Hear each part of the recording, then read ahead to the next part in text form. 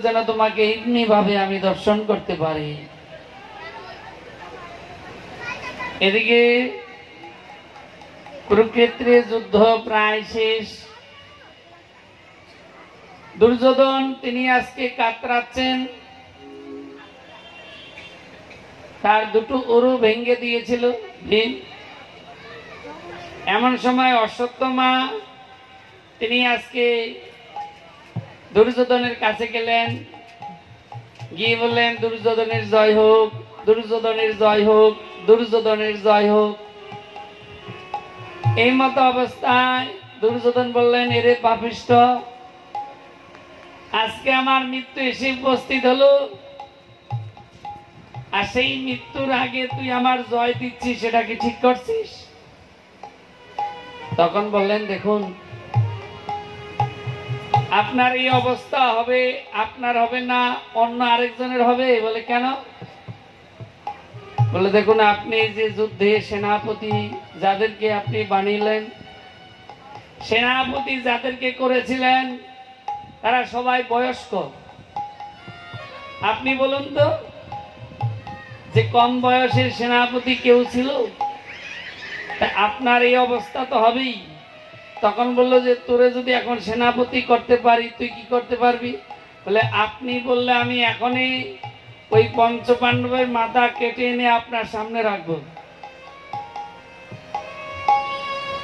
দুর্যোধন বললেন, যদি হয়, তুই যদি তাই করতে পারিস, তাহলে আমি এই রাজ্যের অর্ধেক তোকে লিখে দেবো।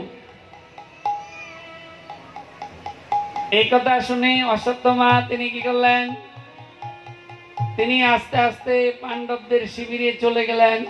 এদিকে ভগবান শ্রীকৃষ্ণ অর্জুনদেরকে বললেন, দেখো অর্জুন, তোমরা চলো, আমরা নদীর কূলে চলে যাই, সেখানে গিয়ে বিজয় উৎসব করি।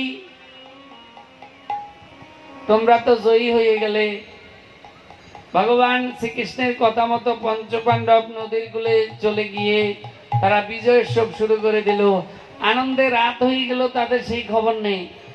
আর অশ্বত্থামা কুটিরে প্রবেশ করে দেখলেন দ্রৌপদীর 5টা পুত্র সেখানে আছেন। সেই 5টা পুত্র কি করলেন? গলা কেটে মাথাটা নিয়ে চলে এলেন। দুর্যোধন দূর থেকে বললেন, শোনো, ওই বড় মাথাটা আগে দেখাও, ভীমের মাথাটা, কারণ ওই ভীমই আমার এই উরুটা ভেঙে দিল। ওই 5টা মাথা দেখে আনন্দে আত্মহারা হয়ে গেলেন। যখন খুলে দেখালো, দেখেছেন যে পঞ্চপাণ্ডবের মাথা না, দ্রৌপদীর 5 পুত্র। তখন বললে, এরে পাপিষ্ঠ, আমি বলেছি পঞ্চপাণ্ডবের মাথা আনতে, কিন্তু দ্রৌপদীর মাথা, 5 পুত্রের মাথা আনতে বলি নাই। এই 5 পুত্র যদি বেঁচে থাকতো, দাদা এই চিত্রপটটা এদিকে সরিয়ে দেন, এই যে এটার জন্য পিছনের লোক দেখতে পাচ্ছেন। আমি বলেছিলাম দ্রৌপদীর 5 পুত্র আনতে, আমি বলি নাই। আমি বলেছি পঞ্চপাণ্ডবের মাথা আনতে।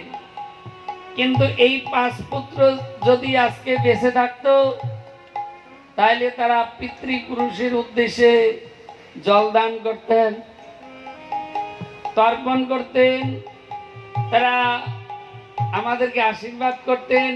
কিন্তু আজকে তুই কি করলি? দুর্যোধনের অভিশাপ ছিল, যখন তার আনন্দ হবে, আনন্দের মধ্যে যদি কোনো দুঃখ হয়, তাহলে তার মৃত্যু হবে।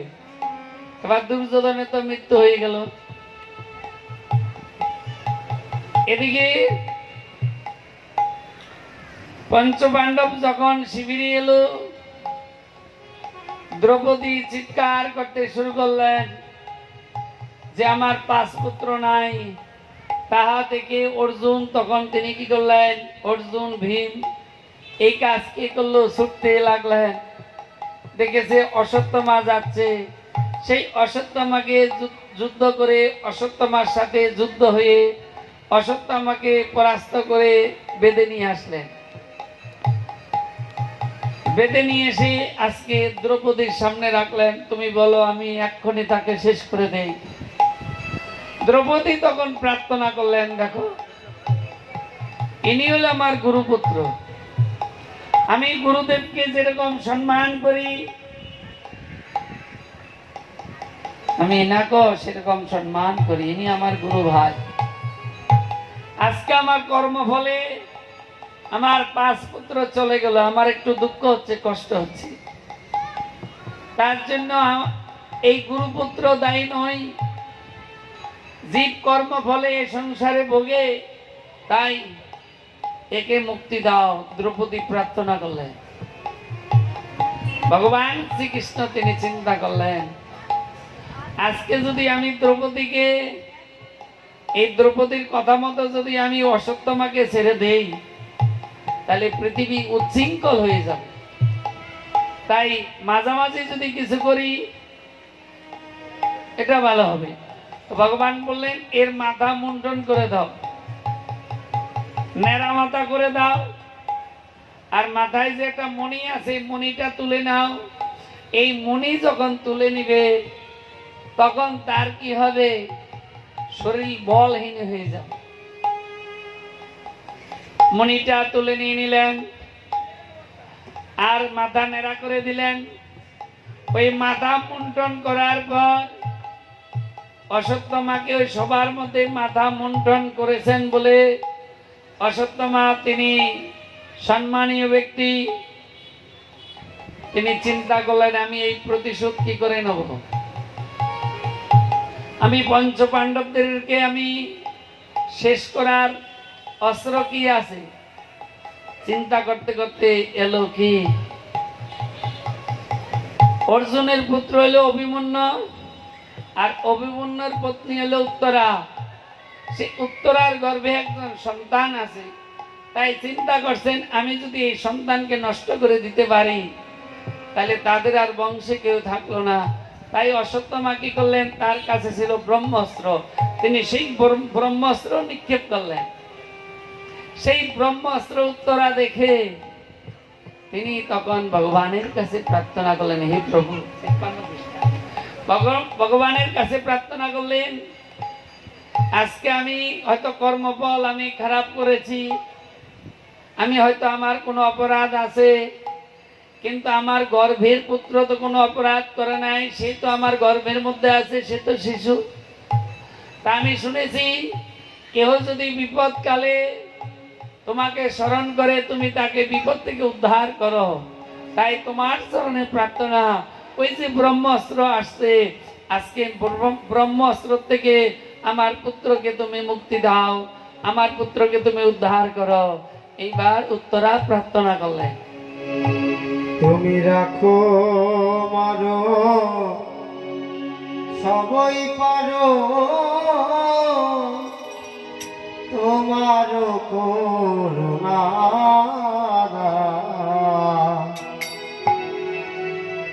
সকলে তো মানি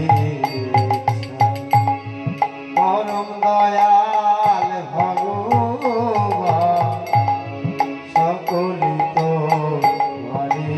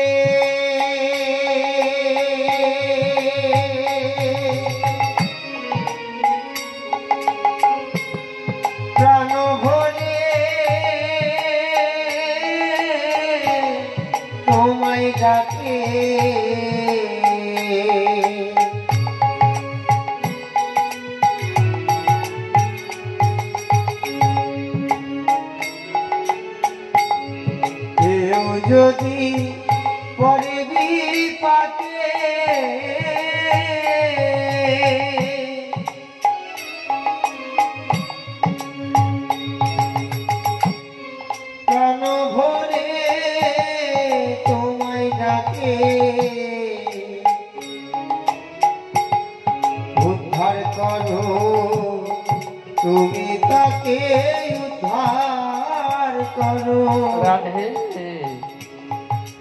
আজকে উত্তরা প্রার্থনা করলেন, হে প্রভু, কুরুক্ষেত্রে যুদ্ধ হওয়ার আগেই তুমি ঘোষণা করেছিলে, মা সিদ্ধ সর্বদুর্গানি মত প্রসাদত্ত ঋষসী অতচিত তমঙ্কারণ্য শশসী বিনাক্ষসী। কেউ যদি আমার চরণে শরণাগত হয়, কেউ যদি বিপদগ্রস্ত হয়, সে সময় আমার চরণে শরণাগত হলে আমি তাকে উদ্ধার করি। যদি তাই হয়, আজকে আমি বিপদগ্রস্ত, তুমি আমাকে কৃপা করে উদ্ধার করো। সেই দিন বলেছিলে কুরুক্ষেত্রে যুদ্ধের আগে তুমি ঘোষণা করেছিলে যে বিপদে বললে আমাকে ডাকলে আমি তাকে উদ্ধার করি। আজকে তুমি কৃপা করে উদ্ধার করো। তাই বললেন, কেউ যদি পরে বিপদে, কেউ যদি পরে বিপাকে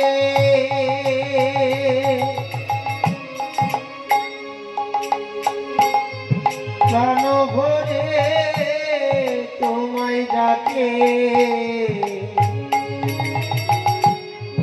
উদ্ধার করো তুমি তাকে উদ্ধার করো, উদ্ধার করো তুমি তাকে। সর্বশাস্ত্রে আছে প্রমাণ, সকলে তো পরম দয়াল ভগবান, সকলে তো পারে ইচ্ছা।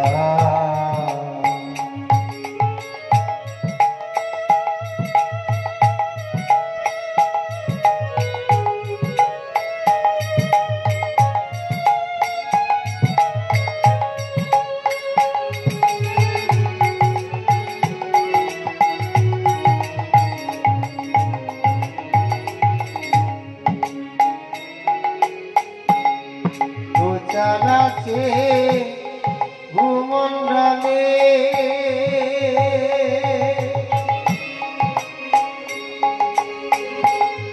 সাধু তোমার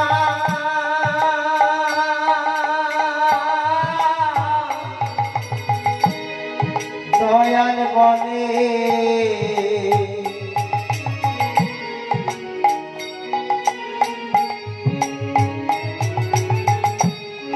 প্রচার আছে ভূমণ্ডলে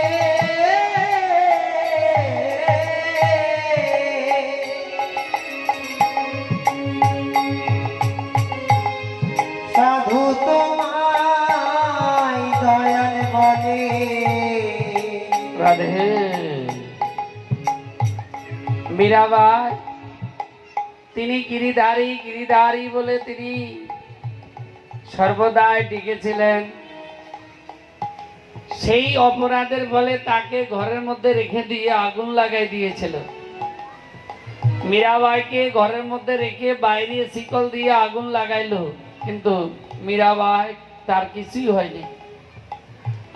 আমাদের হরিদাস ঠাকুরকে 22 বাজারে বেত্রাঘাত করেছিলেন। হরিদাস ঠাকুর কিন্তু নাম ছাড়েন নাই, তার গায়ে কোনো আঘাত লাগে না। তাই আজকে উত্তরা প্রার্থনা করেছেন, হে প্রভু, যদি কেউ তোমার নামে থাকে, তোমার চরণে শরণাগত হয়, তাহলে তার বিপদ থেকে তুমি উদ্ধার করো। এটা সর্বশাস্ত্রে প্রমাণ দিয়ে গেলেন, সাধুরা তাই বলেন। তাই আজকে বললেন প্রচার আছে, প্রচার আছে ভূমণ্ডলে সাধু তোমায় দয়াল বলে, আমায় হতে জানা যাবে,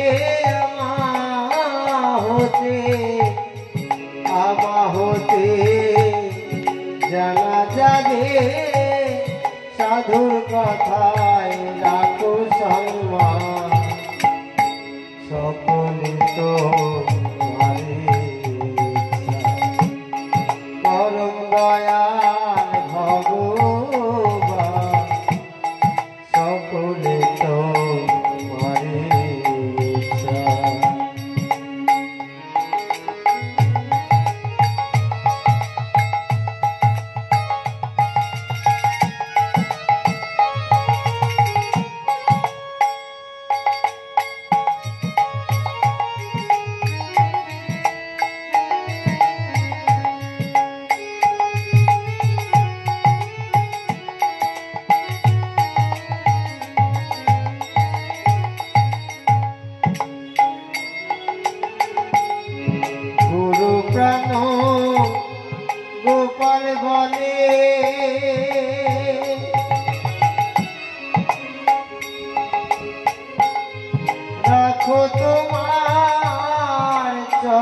তলে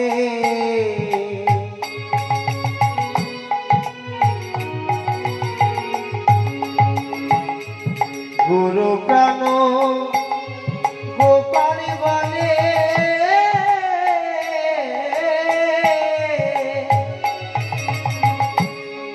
হে প্রভু রাখো তোমার চরণ তলে ভুলেও যেন না যাই ভুলে ভুলেও যেন না যাই ভুলে তুমি হলে প্রাণের প্রাণ সকলে তো পরম দয়াল ভগবান সকলে তো তুমি রাখো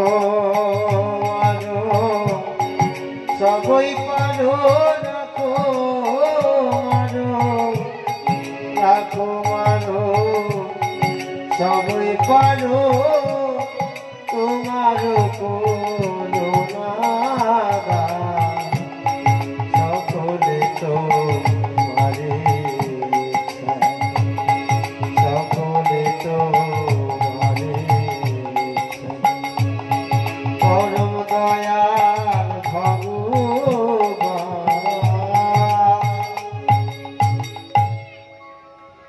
আজকে উত্তরা তিনি ভগবানের কাছে প্রার্থনা করলেন। ভগবান ছুটে এসে উত্তরার গর্ভের মধ্যে গিয়ে উত্তরার গর্ভের যে সন্তান ছিল সেই সন্তানকে আগলে রাখলেন। আর ব্রহ্মাস্ত্র ভগবানকে দেখে আজকে সেখান থেকে চলে এলেন। এবার ব্রহ্মাস্ত্র এসে সারা পৃথিবী ঘুরছে। এদিকে কিছুদিন পর উত্তরার গর্ভে যিনি ছিলেন তিনি ভূমিষ্ঠ হলেন। ভূমিষ্ঠ হয়ে তিনি এখন চারিদিকে খুঁজছেন যে আমি মাতৃগর্ভে যাকে দর্শন করছি তিনি কোথায়। তো গর্ভের থেকে খুঁজছেন বলে গর্ভের থেকে পরে খুঁজছেন বলে তার নাম রাখছেন পরীক্ষিত। পরীক্ষিত আস্তে আস্তে বড় হলো। এদিকে ভগবান শ্রীকৃষ্ণ তিনি কি করলেন, তিনি এই মত্তদাম ছেড়ে দিয়ে সদামে চলে গেলেন। এই কথা শুনে পঞ্চপাণ্ডব তার মধ্যে রাজা যুধিষ্ঠির তিনি চিন্তা করলেন ভগবান এই পৃথিবী ছেড়ে চলিয়া গেল, মনে বড় আমার দুঃখ ফিরে এলো। সামনে দেখিতেছি কলি এসে হলো উপস্থিত, এই সংসারে থাকিলে বিপদ অনিশ্চিত। তাই আজকে কি করলেন, মনে মনে চিন্তা করলেন আমি যদি এই সংসারে থাকি, রাজা যুধিষ্ঠির চিন্তা করছে তাহলে যেহেতু কলি এসছে এই কলির মধ্যে এই সংসারে থাকা অসম্ভব। কলি মানে ঝামেলা, ঝঞ্ঝাট, অশান্তি, হিংসা, এইগুলো সব কিছুর মূল হইল কলি। তাই আজকে রাজা পরীক্ষিতকে সিংহাসনে বসিয়ে পঞ্চপাণ্ডব তারা আজকে স্বর্গে রওনা হলেন। স্বর্গে যাত্রা করলেন কেন, তারা আজকে বিভোর হয়ে গেলেন। তাদের আজকে কোনো বোধ শক্তি কমে যাচ্ছে। তারা দেখছে চারিদিকে অন্ধকার, যেহেতু কৃষ্ণ আর নেই আমাদের মধ্যে, অতএব আমরা থাকবো না। তাইলে কৃষ্ণ কোথায় গেল, স্বর্গে গেল। সেই স্বর্গের উদ্দেশ্যে পঞ্চপাণ্ডব আজকে যাত্রা করলেন। এখন শুধু স্বর্গে রাজা যুধিষ্ঠির গিয়েছেন, আর কিন্তু কেউ জানে। রাজা যুধিষ্ঠির স্বর্গে গিয়ে চিৎকার করছেন, হে কৃষ্ণ, হা কৃষ্ণ, কৃষ্ণ তুমি কোথায়, কৃষ্ণ তুমি কোথায়। ইন্দ্র বেরিয়ে এসে বললেন এখানে কে, কাকে খুঁজছো তুমি। বলে আমি খুঁজছি আমার সেই আরাধ্য দেবতা কৃষ্ণকে মর্তধামে আমাদের সখা ছিল, কিন্তু তিনি এই মর্তধাম ছেড়ে দিয়ে তিনি চলে এলেন স্বর্গে। আমাদের মনে হচ্ছে তাই স্বর্গে এসছি। তখন বললো মর্তধামের কৃষ্ণ মারা গিয়ে সে কোথায় চলে গেছে, তার কি ঠিক আছে? যেই বললেন যে মর্তধামের কৃষ্ণ মারা গিয়ে কোথায় গিয়েছে, অমনি বললেন যেখানে কৃষ্ণ নাই সেখানে আমি নাই। তাই রাজা যুধিষ্ঠির তিনি কি করলেন, স্বর্গের থেকে বেরিয়ে আসলেন। বেরিয়ে এসে তিনি রাধাকুণ্ডে শ্যামকুণ্ডে গিয়ে সেখানে স্নান করলেন। গিয়ে সেই কুণ্ডের পাড়ে প্রার্থনা করলেন যে আমরা 5 ভাই যেন এই তোমার তটে বসে হে রাধারানী তোমার গুণগান কীর্তন করতে পারি। তোমার কৃপা হলে তবে আমরা সেই আমাদের আরাধ্য দেবতাকে পাবো।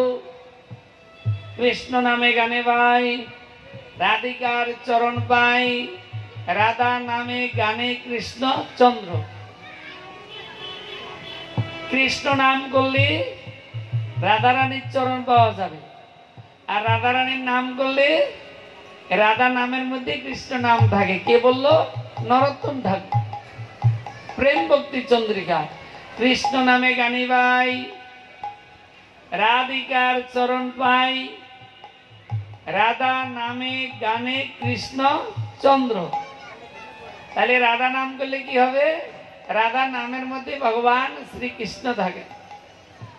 রাধিকার চরণ রেণু ভূষণ করিয়া তনু অনায়াসে পাবে গিরিধারী। এই রাধিকার চরণ দোলা যদি আমরা অঙ্গে নিতে পারি, দাদার সঙ্গে সেবা করতে পারি, তাহলে অনায়াসে গিরিধারীকে পাবো। সাধন ভোজন থাক আর না থাক। কে বললো?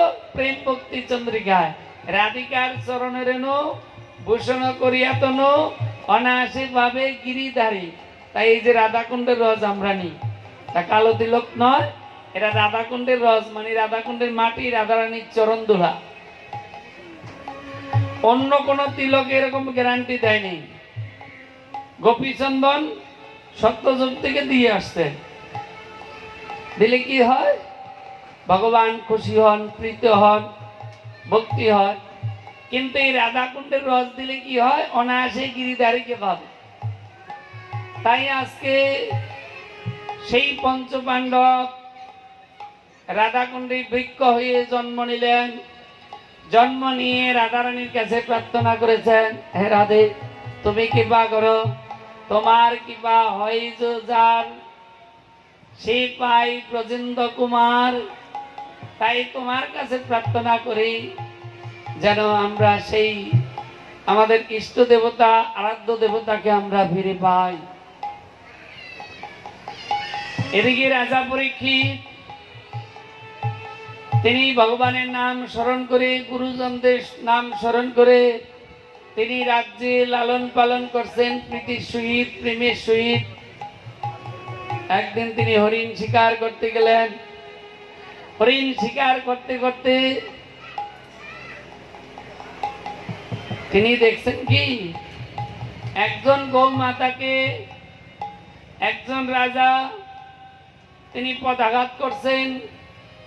এই দেখে তার ব্যাকুলতা আকুলতা এসে গেল, দয়া এসে গেল। তিনি ছুটে গেলেন, গিয়ে বলছে তুমি গৌমাতাকে যেইভাবে পদাঘাত করছো আমি তোমাকে এখন রাখবো না, তোমাকে একবারে শেষ করে দেবো। তখন জোরহাত করে প্রার্থনা করলেন যে আপনি আমাকে প্রাণ দান করুন। গোমাতা বললেন। এদিকে বললো তুমি কে? এই গোমাতাকে পদাঘাত করছো, কোথা থেকে এসছো, তোমার নাম কি? না হলে তোমাকে এক্ষণে আমি শেষ করব। তখন বলল, জোরহাত করে বলল যে সত্য তেতা দাপর কলি, কলি আমার রাজ্যে, কলিকে আমি প্রবেশ করতে দেব না, এক্ষুনি তোমাকে শেষ করব।